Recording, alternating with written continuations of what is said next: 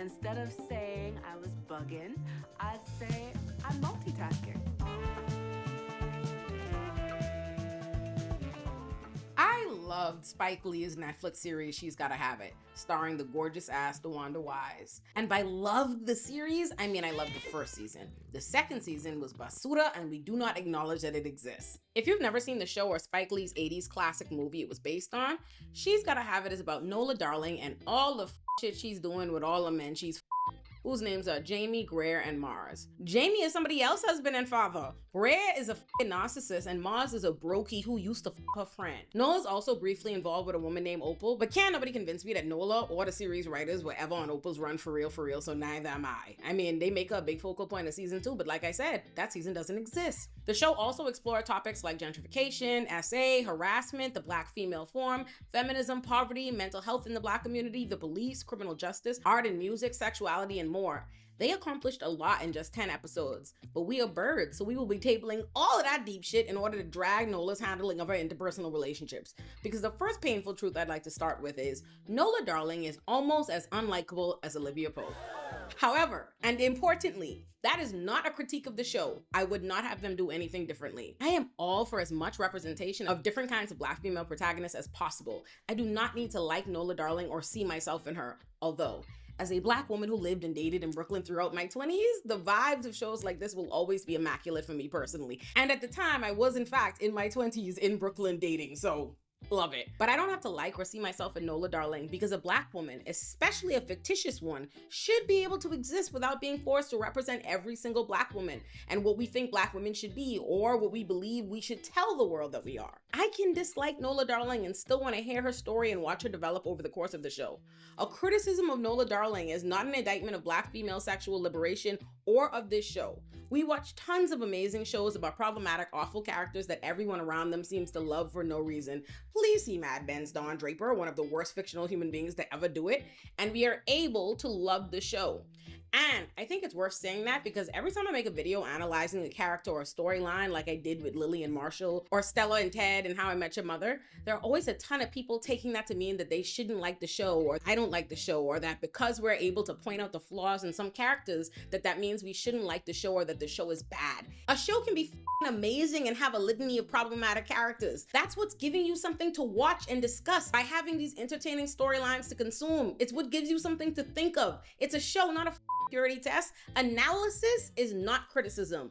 We need those flaws, contradictions, and idiosyncrasies and characters and their choices because that's what makes media analysis fun. That's why we all enjoy shitting on Carrie Bradshaw and Ted Mosby for years after the shows have ended.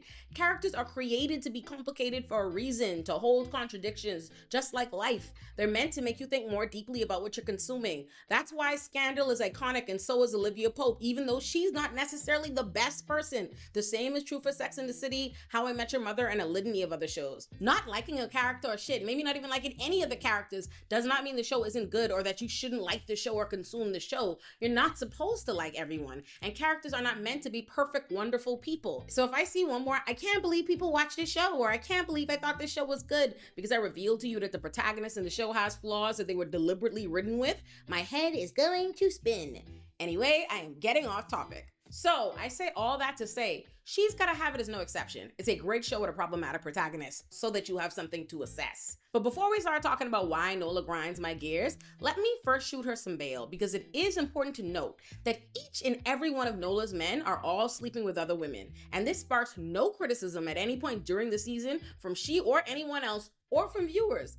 Yet, each of these men constantly badger and harass Nola about who she's doing when she's not with them. People are so blind to how much we tolerate and expect from men that while we're all giving Nola a bunch of grief for the flippant way she treats these men and their feelings, I'm not even sure anyone noticed that none of these men are even committed to Nola either. Greer is seeing multiple women, Jamie has a whole child and a whole wife who he is barely kinda separated from. The man still live with his wife, and not only did he inform us he will not be divorcing his wife, he still sleeps with his wife the moment Nola declines his phone calls. And Mars is sleeping with at least one other girl, whom he calls as Nola's replacement when Nola wouldn't go out with him on her birthday because she was in bed with Jamie. In bed with Jamie answering Ma's call, Anyway, this double standard, I feel her on. This is where I think we as women all want to feel her. There will be no slut shaming of Nola Darling here. So my problem is not that Nola is multiple men, nor is it that she doesn't care much about them. No.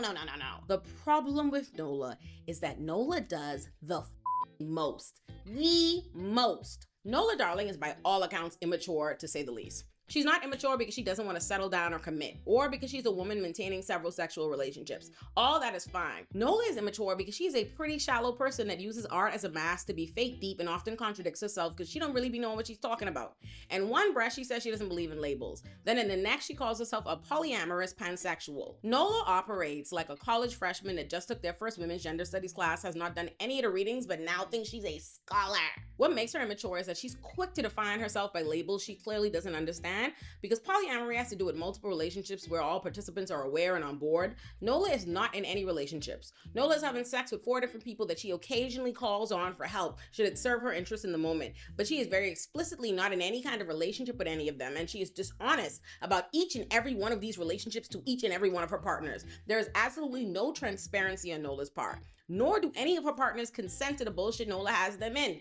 This is not polyamory. Nola goes out of her way to make her situationships as chaotic and disrespectful as she possibly can. And listen, just about everybody I know either is or has at some point been having sex with multiple people they are seeing. It's called casual dating. People openly casually date all the time.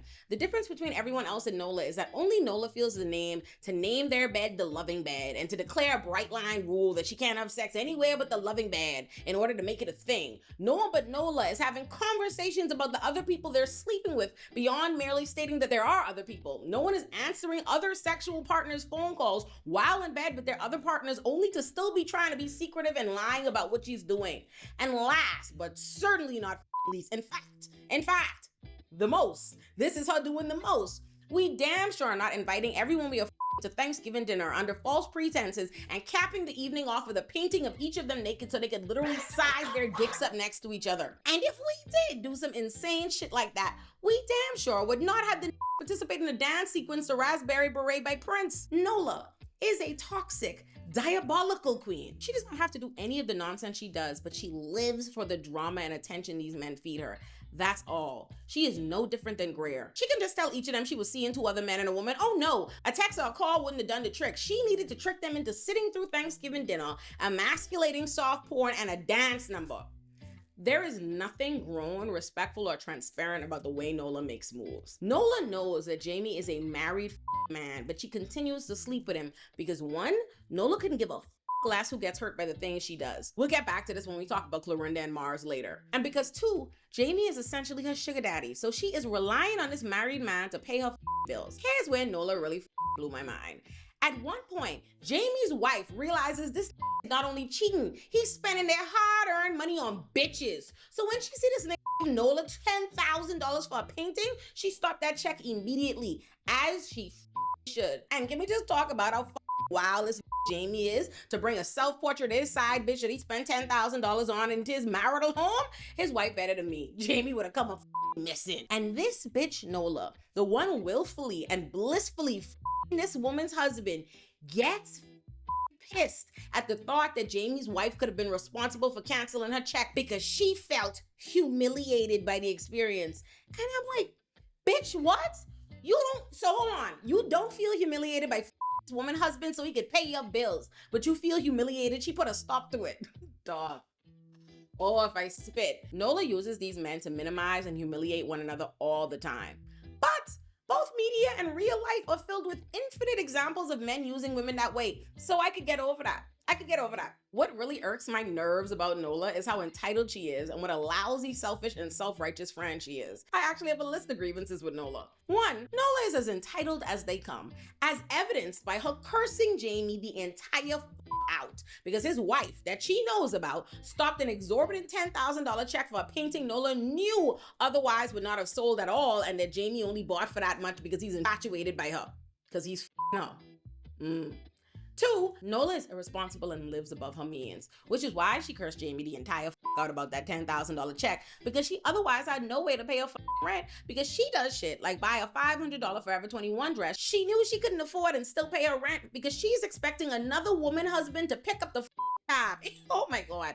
And her good, sensible friend Clorinda, that she does not deserve, told her don't buy that dress, but she don't listen to sense. And last but not least, Nola is damn near morally bankrupt, and as such, she's not even a good friend. It ain't just that she married men and saying, no, she ain't just married Jamie, but Mars is her best friend Clorinda's ex-boyfriend. Lord. One of the first things we learn is that Nola struggles to pay her rent, not just because she barely be working and she's fiscally irresponsible, which is true, but because she used to split rent with Clorinda, who moved out because Nola insisted on bringing 102 to the crib at all times and wouldn't even kind of consider being mindful of her roommate and best friend. I found this crib, and if you can't hang, maybe you should start looking for another place of residence. Yeah, she's a whole bitch. So Clorinda moved out. And then after that, Nola just so happens to start Clorinda's ex, Mars.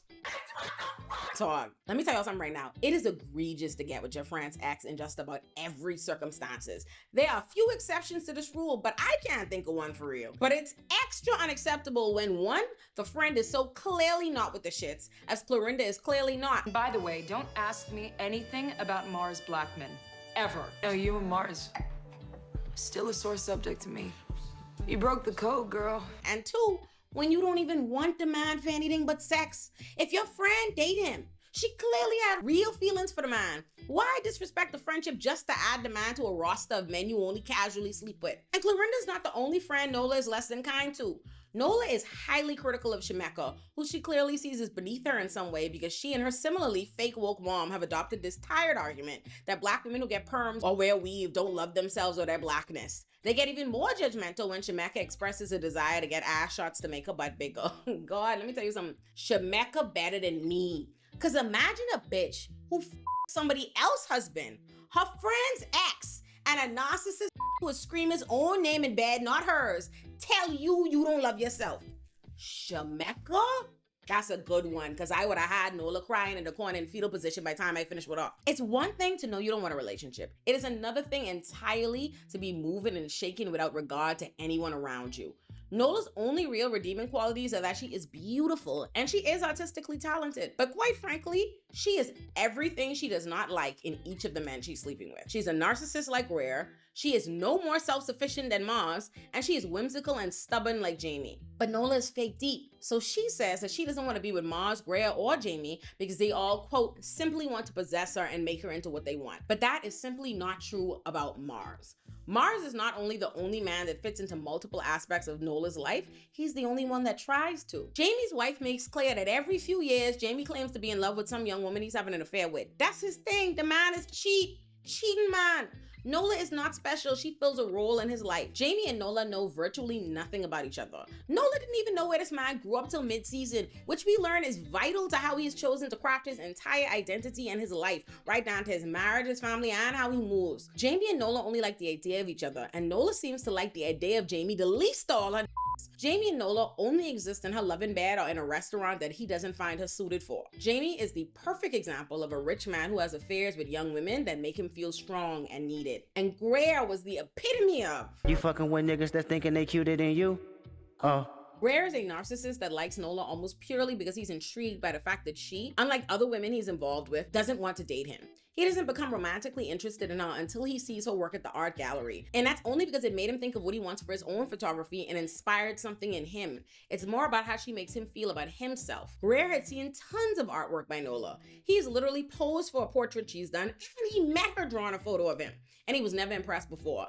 He was impressed with the gallery because that's something he wants for himself and his work. It was all and will forever be about him. This is again illustrated when Greer was upset all Thanksgiving dinner at the sight of Mars and Jamie. But the moment the painting confirmed that his dick was bigger than the other men, he no longer felt threatened by their presence. It's about him and his own masculinity. If he feels secure in his masculinity, he's all good. It's not about wanting to be with her. But Mars loves Nola. Like, he actually loves who Nola is. Mars is the only character besides her therapist that Nola even felt comfortable telling about her street art. When her artwork is defaced, Mars champions the cause himself because he is genuinely upset for her and her work. She's vulnerable with him, she confides in him, and he tries to help her in whichever way he can. Mars literally prays for Nola's success. He tells anyone who will listen how amazing she is, how much he believes in her artwork, how much he wants her to win. Mars does not let anyone talk badly about Nola or disrespect her, whether it be his own sister or Onyx, the man who defaced her artwork. He spends his own time and energy trying to solve her problems even when she hasn't requested his help or when she's forgotten about it.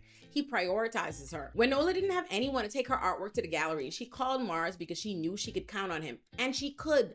This man dropped what he was doing, he got on a bike wagon contraption and rode through the Brooklyn streets for her. And when he realized she hadn't even bothered to invite him to the event, he still showed up to support her, positively and enthusiastically, not to guilt trip her. And when Mars thinks that he can't help Nola, he cares so much that he puts himself in the uncomfortable position of reaching out to Clorinda, because any way that he can help her, he tries. When he thinks he can't help Nola, he asks his sister to help her. Mars' only flaw is that he's broke, and that should be fine because so is Nola. Two brokies. They are at the same place in life. Nola only feels above Mars because she has her own place, but she is really no more self-sufficient or equipped than he is. He lives in the Fort Greene projects with his sister because he can't afford to live alone. Nola also can't afford to live alone. She just got a sweet deal with the landlord, and she have her parents and her sugar daddy Jamie helping her.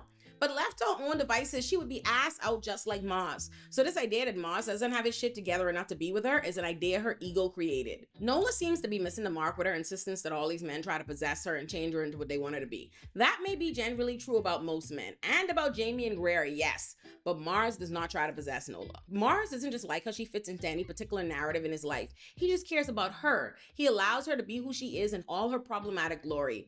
Sis is blocking her own blessings by sleeping on Mars. But at the same time, women are not obligated to return men's feelings or like them just because they're good guys. She's well within her rights not to want anything deeper with him for any arbitrary reason. But no one will ever convince me that casual sex with a man you don't care about and don't want anything serious with will ever justify hurting a good friend or jeopardizing a good friendship, but whatever.